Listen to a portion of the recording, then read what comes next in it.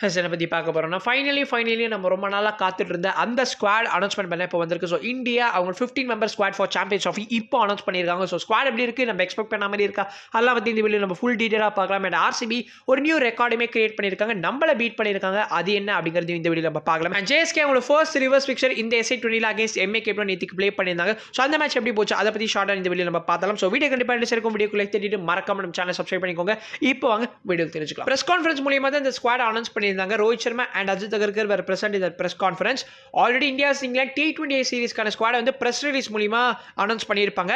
And இந்த press கான்ஃபரன்ஸ்ல பார்த்தீங்கன்னா இந்தியாஸ் இங்கிலாந்து ODI சீரிஸ் கான ஸ்குவாட் அனௌன்ஸ் பண்ணியிருந்தாங்க. இப்போ நம்ம சாம்பியன்ஸ் ஆஃப் ஸ்குவாட் பார்த்தோம்னா Rohit Sharma captain, Shubman Gill vice captain, Virat Kohli, Shreyas Iyer, KL ராகுல், ஹர்திக் பாண்டியா, அக்ஷர் பட்டேல், வாஷிங்டன் சுந்தர், குல்தீப் யாதவ், ஜஸ்பிரீத் பும்ரா, முகமது ஷமி, அர்ஷ்தீப் சிங், யஷ்வி ஜெய்ஸ்வால், ரிஷப் பந்த், ரவீந்திர ஜடேஜா. ஸோ இதுதான் நம்மளோட 15 member squad for champions trophy. Reserve place, reserve staff யாருமே பார்த்தீங்கன்னா அனௌன்ஸ் பண்ணல. ஜஸ்ட் இந்த 15 மெம்பர் ஸ்குவாடை பற்றி அனௌன்ஸ் பண்ணியிருக்காங்க. சுப்மன் கில் வைஸ் கேப்டன், அது வந்து சர்ப்ரைசிங் தான், ஏன்னா ஹர்திக் பாண்டியா தான் இருந்திருக்க வேண்டியது. But all of sudden Shubman Gill vice கேப்டனா மாத்திருக்காங்கன்னா there must be some reason. நம்ம முன்னாடி என்ன பேசிட்டு இருந்தோம், ரித்து அண்ட் சுப்மன் கில் இவங்க ரெண்டு பேர்ல ஒருத்தர் இருக்கிறதுக்கு பாசிபிலிட்டிஸ் இருக்கு.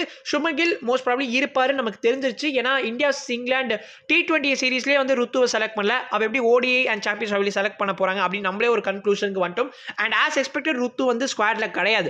சுப்மன் கில்ல வந்து they are trying to portray him something, அவர் தான் வந்து பெஸ்ட் பிளேயர் இங்கே இந்தியாவிலே வந்து one of the best youngsters அப்படின்னு போர்ட்ரே பண்ண ட்ரை பண்ணுறதுக்காக இந்த மாதிரி கிமிக்ஸ்லாம் காட்டிட்டு இருக்காங்களா அப்படின்னு நமக்கு தெரியல. ஸோ ஃபேன்ஸ் வந்து சோஷியல் மீடியாவில் எக்கச்சக்கமான கருத்துக்களை வந்து முன் வச்சுட்டு தான் இருக்காங்க. பட் சுப்மன் கில் எனக்கு என்ன சொல்றதுன்னு தெரியல. And definitely Hardik has done nothing wrong as a vice captain இந்த பாஸ். அப்படி இருந்துமே இந்த திடீர் மாற்றம் எதுக்கு அப்படின்னு நமக்கு தெரியல. ஏன்னா ரொம்ப நாளாவே வந்து ரோஹித் அண்ட் ஹர்திக் பாண்டியாவை தான் நம்ம வந்து கேப்டன் அண்ட் வைஸ் கேப்டனா பார்த்துருக்கோம். இப்போ வந்து கில்ல வந்து ஐ திங்க் நெக்ஸ்ட் ஃபியூச்சர் இவர் தான்ப்பா அப்படின்னு சொல்லாம சொல்றாங்க. Whatever maybe the reasons, I am just tired of this. இவங்க வந்து சுப்மன் கிலுக்கு ஃபேவரட்டிசம் காட்டிட்டு தான் இருக்க போறாங்க. And I'm just waiting to see Shubman கிலோட இந்த வைஸ் கேப்டன்சி எந்த விதத்துல டீமுக்கு வந்து அடிஷனா இருக்க போறது அப்படின்னு வந்து பொறுத்து இருந்து பார்க்கலாம். அண்ட் ஃபர்ஸ்ட் டைம் நான் ஸ்குவாட் பார்க்குறப்ப நான் தப்பா படிக்கிறேன்னா இல்ல சரியா படிக்கிறேன்னா எனக்கு வந்து எதுவுமே புரியல. எதுக்காக வந்து அக்ஷர் பட்டேல் அண்ட் ரவீந்திர ஜடேஜா ரெண்டு பேருமே ஸ்குவாட்ல இருக்காங்க? அது வந்து இது வந்து கிறிஸ்டோபர் நோலன் லெவலுக்கு வந்து சம்திங் பிசிஐ யோசிச்சிருக்காங்கன்னு தோணுது. பிகாஸ் 100% இட்ஸ் ஆப்வியஸ் இவங்க ரெண்டு பேரும் ஒருத்தர் தான் 11ல இருக்க போறாங்கன்னு. அப்போ ரெண்டு பேருமே ஸ்குவாட்ல இருந்து என்ன யூஸ், அதுதான் எனக்கு கேட்க தோணுது. ஏன்னா அக்ஷர் பட்டேலோட அந்த ஸ்பாட் இப்போ நீங்க எடுத்திருக்கீங்க பாருங்க, அந்த இடத்துல கருணாயர் ட்ரை பண்ணியிருக்கலாம், இல்ல டொமஸ்டிக்ல நல்லா பெர்ஃபார்ம் பண்ணிட்டு இருக்கிற பிளேயர்ஸ் வந்து ட்ரை பண்ணியிருக்கலாம். அண்ட் ரீசெண்டாக தான் வந்து நீங்க ஒரு செட் ஆஃப் ரூல்ஸ் அப்படின்னு வந்து ஒன்று பப்ளிஷ் பண்ணியிருப்பாங்க பிசிஐ. அந்த ரூல்ஸ்லேயே வந்து என்ன மென்ஷன் பண்ணியிருந்தாங்கன்னா, இப்போ கரண்டா டீம்ல இருக்கிற எல்லா பிளேயர்ஸுமே வந்து டொமஸ்டிக் கிரிக்கெட்டுக்கு இம்பார்ட்டன்ஸ் கொடுக்கணும் அப்படின்னு சொல்லியிருந்தாங்க. But first of all selectors வந்து டொமஸ்டிக் கிரிக்கெட்டர்ஸ்க்கு வந்து இம்பார்ட்டன்ஸ் கொடுத்துருக்காங்களா அதுவே நமக்கு தெரியல. ஏன்னா Karun Nair what a run he had in Vijay Hazare trophy, அவரோட டீம் வந்து ஃபைனல்ஸ் வரைக்கும் கொண்டு போனாரு. அன்ஃபார்ச்சுனேட்லி வந்து கர்நாடகா வந்து ஃபைனல்ஸ் ஜெயிச்சாங்க. பட் சூப்பராக வந்து ப்ளே பண்ணியிருந்தார் அவர் இந்த விஜய் ஹசாரே ட்ராஃபியில். 752 அவரோட ஆவரேஜ். இந்த மாதிரிலாம் ரெக்கார்டு வந்து once in a life time. So அப்படிப்பட்ட ஒரு பிளேயரை வந்து செலக்ட் பண்ணாமல் விட்டுருக்காங்க. அண்ட் அஜித் அகர்கர் கிட்ட வந்து எதுக்காக நீங்கள் கருணாயரை செலக்ட் பண்ண அப்படின்னு கேட்டதுக்கு அவர் என்ன பதில் கொடுத்துருப்பாருன்னா, டெஃபினெட்லி 700 ஆவரேஜ் பண்ணுறதுலாம் ஸ்பெஷல் பர்ஃபார்மன்ஸ் தான். பட் இருந்தாலும் கரண்டாக இப்போ இந்த டீமில் வந்து ஸ்பாட் கிடைக்கிறது கஷ்டம் அப்படின்னு அவர் சொல்லியிருந்தாரு. ODI கிரிக்கெட்டே ப்ளே பண்ண அந்த ஜெய்ஸ்வாலை செலக்ட் பண்ணுறது ரொம்ப ஈஸி. ஆனால் அவ்வளோ சூப்பரான பர்ஃபார்மன்ஸஸ்க்கு அப்புறமா கருணாயரை செலக்ட் பண்ணுறது தான் ரொம்ப டிஃபிகல்ட். இவங்களோட லாஜிக்கே சுத்தமாக புரியல. And definitely Siraj also big miss. அவர் ஏன் செலக்ட் பண்ணாம போனாங்க தெரியல. மேபி அவர் ரிசர்வ்ஸா he may travel with the team. உங்களோட ஒப்பீனியன்ஸ் அபௌட் தி ஸ்குவாட் என்ன அப்படிங்கறத கண்டிப்பா கமெண்ட்ஸ் சொல்லுங்க. இப்போ நம்ம ஆர்சிபி பத்தி பார்த்தலாம். லாஸ்ட் வீடியோ நம்ம ஜிதேஷ் சர்மா கேட்ச் பிடிச்சதுனால சில சம்பவங்கள்லாம் நடந்திருக்கும், அதை பத்தி பேசியிருந்தோம் இல்லையா. இப்போ வந்து எந்த பிரச்சனையும் நடக்கல. பட் ஆர்சிபி ஒரு ரெக்கார்ட் ஒன்று கிரியேட் பண்ணியிருக்காங்க சோஷியல் மீடியாவில். 5th டைம் கன்சிக்யூட்டிவா பார்த்தீங்கன்னா மோஸ்ட் பாப்புலர் IPL டீமா பார்த்தீங்கன்னா சோஷியல் மீடியாவில் நம்ம ஆர்சிபி தான் இருக்காங்க. Mister knocks and Kohli last year ஒரு இன்டர்வியூ பண்ணியிருப்பாங்க. அதில் கோலி ஒரு விஷயத்தை பத்தி சொல்லியிருப்பாரு.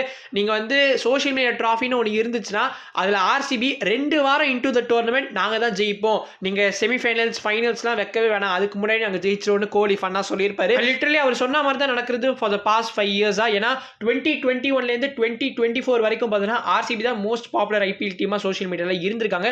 2 பில்லியன் அவங்களுக்கு வந்து லாஸ்ட் வருஷம் மட்டும் அவங்களோட என்கேஜ்மெண்ட் இருந்திருக்கு. Instagram, Twitter, YouTube and Facebook எல்லாத்தையும் ஆட் பண்ணிங்கன்னா 2 பில்லியன் அவங்களோட என்கேஜ்மெண்ட்.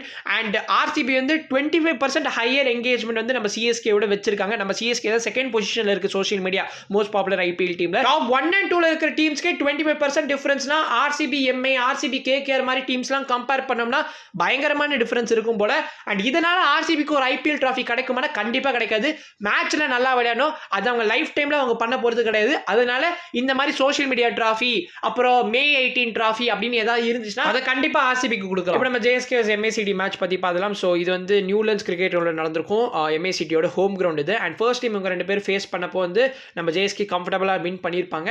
அண்ட் எஸ் ஆஃப்கோர்ஸ் இந்த மேட்ச்ல வந்து டாஸ் ஜெயிச்சு நம்ம பேட்டிங் சூஸ் பண்ணியிருப்போம். ஃபேஃப் அண்ட் கான்வே வந்து ஓப்பனிங் வந்திருப்பாங்க. அண்ட் எஸ் இந்த டைம் வந்து பவர் பிளேவை டீசெண்டாக ஹேண்டில் பண்ணியிருப்போம். விக்கெட்ஸ் எதுவும் லூஸ் பண்ணல. ஃபுட்பால் பிளேயர் போல்ட் வேறு அங்கே இருந்தார். ஸோ போல்ட் வந்து அப்படியே ஜிங்கு சக்குன்னு பால் வந்து அவர் ஸ்விங் பண்ணிட்டு இருந்தார். நியூ சர்ஃபேஸ் வேற இல்லையா, அதனால வந்து ஒரு மாதிரி கொஞ்சம் வந்து செட்டில் டவுன் ஆகிறதுக்கு டைம் எடுத்துக்கிட்டாங்க. தென் லேட்டர் வந்து ஆஃப்டர் 6 overs ஃபர்ஸ்ட் 6 overs வந்து 51 runs இருந்திருப்போம். ஃபேஃப் அண்ட் கான்வே 2 பேருமே ஈக்குவலாக தான் வந்து ஸ்ட்ரைக் மெயின்டைன் பண்ணிட்டு இருந்தாங்க. அண்ட் அதுக்கப்புறமா வந்து ஃபேஃப் வந்து சார்ஜ் எடுத்துக்கிட்டாரு. அவர் வந்து சூப்பராக ப்ளே பண்ண ஆரம்பிச்சாரு. 9th ஓவரில் பார்த்தோன்னா லிண்டேக்கு எதிராக 3 6 பறக்க விட்டுருப்பாரு. அதுலேயும் ஃபர்ஸ்ட் 6 வந்து ஸ்டெப் டவுன் பண்ணி ஸ்ட்ரெயிட் டவுன் த கிரவுண்டில் அடிச்சிருப்பாரு. அண்ட் செகண்ட் 6மே பார்த்தீங்கன்னா ஸ்ட்ரெயிட்டில் லாஃப்ட் பண்ணியிருப்பாரு. ஸோ எஸ் ஃபேஃபோட இன்னிங்ஸ் பார்க்கறதுக்கு ரொம்ப சூப்பராக இருந்துச்சு. 61 runs ஸ்கோர் பண்ணியிருப்பாரு.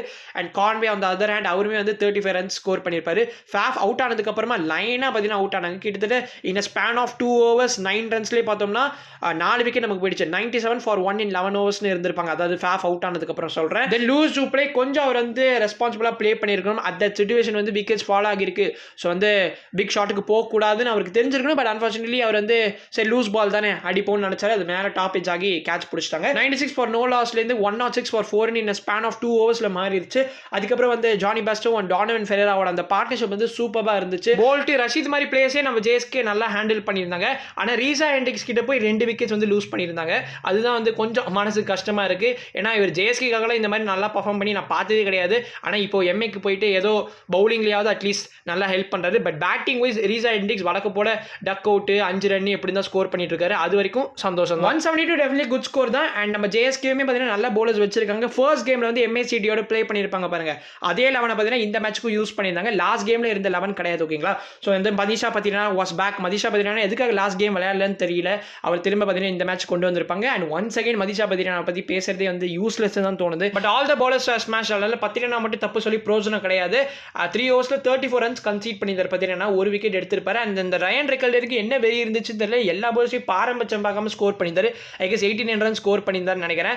அண்ட் அவர் மும்பை இந்தியன்ஸ்க்காகவும் இந்த ஐபிஎல் 2025 ப்ளே பண்ண போறாரு. ஆஸ் அ ஓப்பனரா ரயன் ரிக்கல்டன் வேற லெவலில் இருக்காரு. கண்டிப்பாக மும்பை இந்தியன்ஸ் வந்து ஒரு சாலிட் ஓப்பனிங் பேர் வந்து செட் ஆயிருச்சு. அதனால பார்க்கலாம் பொறுத்திருந்து எப்படி ஐபிஎல் 2025 ப்ளே பண்ண போறாருன்னு. அண்ட் ரீசா ஹெண்ட்ரிக்ஸ் வழக்க போல ரன் த பால் இன்னிங்ஸ் தான் ஆடிட்டு இருந்தார். But that was more than enough. And M A கேப்டனுக்கு போனஸ் பாயிண்ட்டுமே இந்த மேட்ச் மூலமா கிடைச்சிருக்கு. ஸோ 14 pointsல இப்போதைக்கு இருக்காங்க. And top of the table வந்து எம்ஏ கேப்டன் இருக்காங்க. அண்ட் நம்ம ஜேஎஸ்கே வந்து 3rd இருக்காங்க. ஸோ கேஸ் நீங்கள் நினைக்கிறீங்க ஜேஎஸ்கே எம்ஏ மேட்ச் பற்றி மேட்ச் பார்த்தீங்களா இல்லையா அப்படிங்கிற உங்களோட ஒப்பீனியன்ஸ் டெஃபினட்டாக கமெண்ட்ஸ் சொல்லுங்க. And next video peace cheers by.